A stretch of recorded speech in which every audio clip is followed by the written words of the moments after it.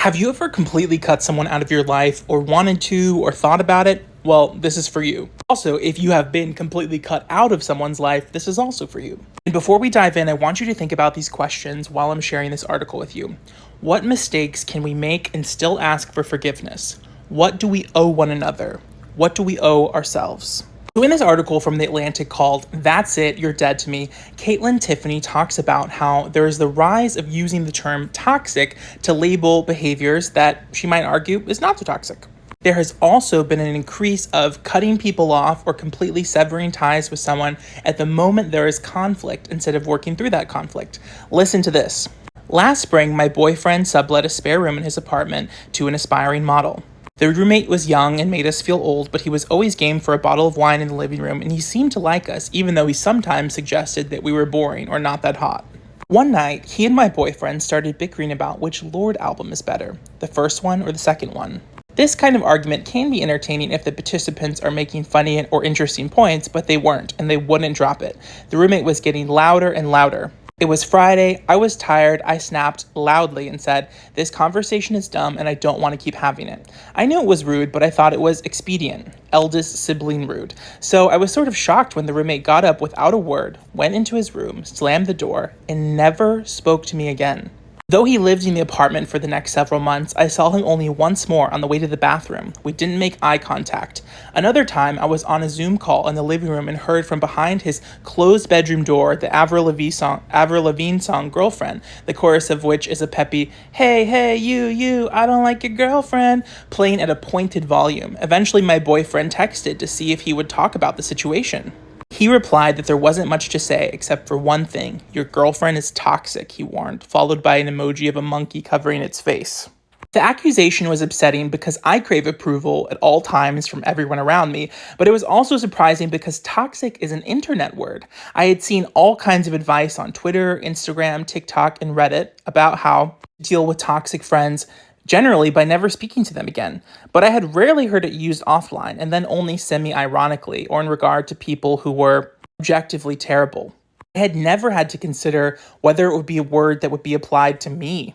The internet is wallpapered with advice, much of it delivered in a cut and dry, cut 'em loose tone. Frankly, worded listicles abound. For example, 7 tips for eliminating toxic people from your life, or 7 ways to cut a toxic friend out of your life.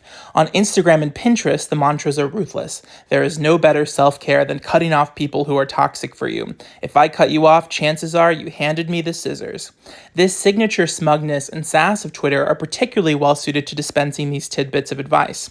"I don't know who needs to hear this," a tweet will begin, suggesting that almost anyone might need to hear it, but if someone hurts your feelings, you are allowed to get rid of them. There is even a WebMD page about how to identify a toxic person, defined aggressively unhelpfully as anyone whose behavior adds negativity and upset to your life. Well, by that measure, okay, I'm going to stop here because we're at the 3-minute mark and I want to make this a series about this article. So this is part 1, but I'm curious. Do you think that in our culture, we are too quick to define someone as toxic? What are examples in your own life of where you have been cut off or you have cut someone else off? And under this new kind of framework, would you have maybe acted differently? Do you feel like the proliferation of pseudo therapy language on Instagram and Facebook and all the places has made us more quick to cut off anyone who inconveniences us in any way? And I guess a final question would be, what do you think are the detriments of this when it comes to community culture, collectivist culture? If a member of the community must kind of live in fear that at any moment, if they do something to displease another member of the collective, they might be forever, completely, severed from that connection, and kind of put into emotional exile.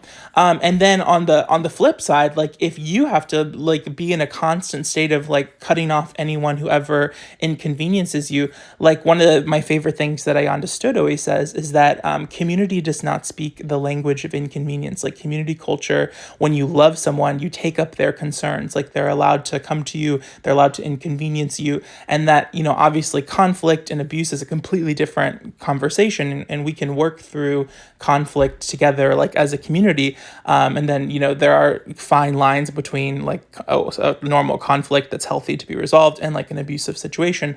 But do you think that we live in a culture that prioritizes self-optimizing the individual at all costs? And what are the ramifications of that?